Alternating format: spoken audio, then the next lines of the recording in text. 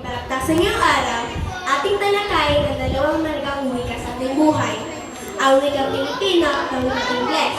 Ang ating mga manunula ay mabibigay ng kanilang pananaw sa dalawang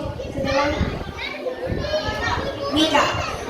Ang dapat natin talagahan at pagpinagit. Ang unang parte ng PI ay wikang Pilipino.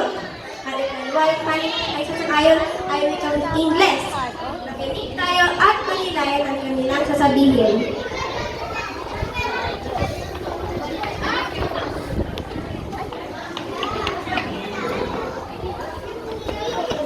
Aking kababayan, wikang Pilipino'y kayamanan.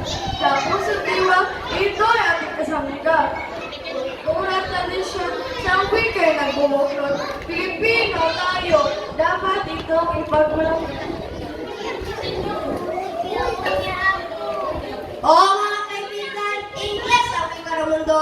Sa negosyo at kalakalan, ito'y nag-uugnay. Sa mga pangarap, ito'y tunay sa tagumpay. Wikang Ingles, gabay sa pag-udlan. Ngunit sa sariling wika, tunay na kalan, pagmamahal sa bayan. Dito nagsisimula, wikang Pilipino. Kapuso'y tumatagtag. Ito ang ating lahing kailangan alagaan.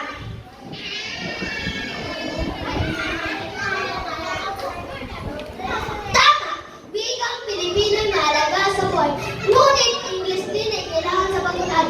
Sa agham na teknolohiya, ito'y ginagamit. Wikang Ingles kasama sa ating kinabukasan.